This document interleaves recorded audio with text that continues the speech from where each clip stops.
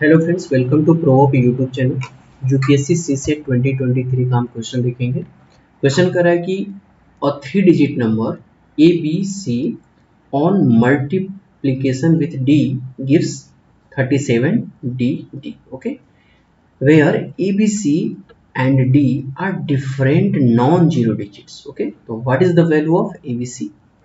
ए plus B plus C. Okay, यानी sum of A B सी कितना होगा हमें फाइंड आउट करना है। और हमारे पास जो आंसर है वो 18, 16 एंड 15 है, या ये टर्म ही एग्जिस्ट नहीं करेगा। डी ऑप्शन है आपका।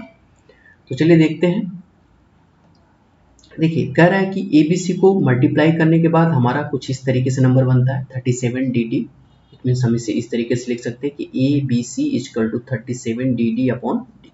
इसे आप इक्वेशन नंबर फर्स्ट लेट कर लो। ओके, अब जरा ये सोचिए आप, जो आप जनरल मैथ में जब जनरल आप मल्टीप्लिकेशन का रूल यूज करते हैं वहां से सोचिए कि ए बी सी को डी से अगर मल्टीप्लाई किया जा रहा है तो कह रहा है कि आपका जो रिजल्टेंट है वो 37 डी डी बन रहा है। ओके, यानी आपके पास जो नंबर है वो 3 डिजिट के हैं, लेकिन आपका जो रिजल्टेंट है वो कितना आ रहा है?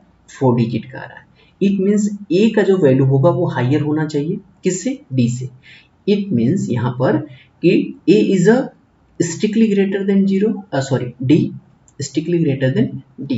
ओके, अब A की वैल्यू आपका जो 1 डिजिट में होगा, क्योंकि ए बी सी हमारे पास है, तो ए बी सी आपके सिंगल डिजिट नंबर है, तो A की जो वैल्यू होगी वो सिंगल डिजिट में सबसे हाईएस्ट होगी, और D की वैल्यू जो होगी या तो सबसे लोएस्ट होगी।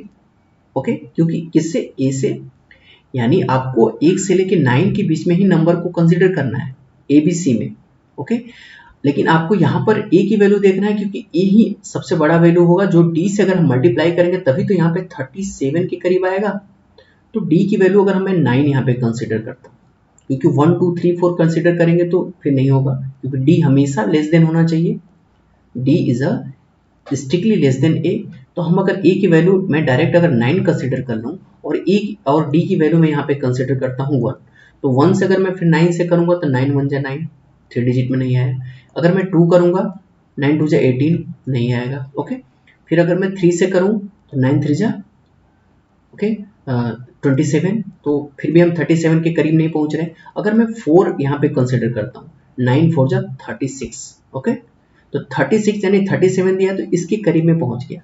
ओके, मतलब अप्रोक्स वैल्यू हमारी डी की जो है वो 4 के करीब आएगी। ओके, तो मैंने डी की वैल्यू यहाँ पे कितना ले लिया? डी हमने ले लिया 4। ओके, और ए की वैल्यू हमने यहाँ पे क्या कंसिडर की है? 9।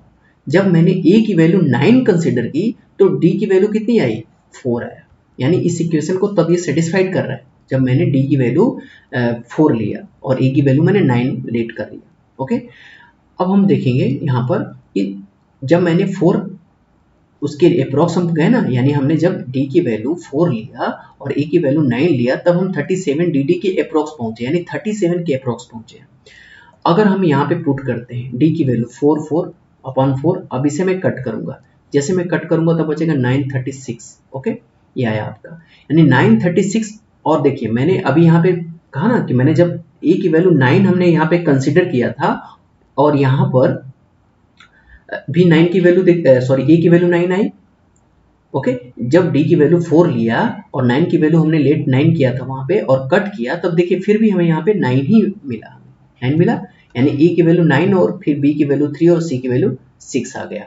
यानी A B C equal to 9 3 6, यानी जब sum of a plus b plus c निकालेंगे, यानी ए बी सी का सम करेंगे, तब आपका कितना आएगा? 9 प्लस 3 प्लस 6, यानी हो जाएगा आपका 18, और ये होगा आपका आंसर। ओके, यानी आपका आंसर फर्स्ट जो है आपका वो करेक्ट है।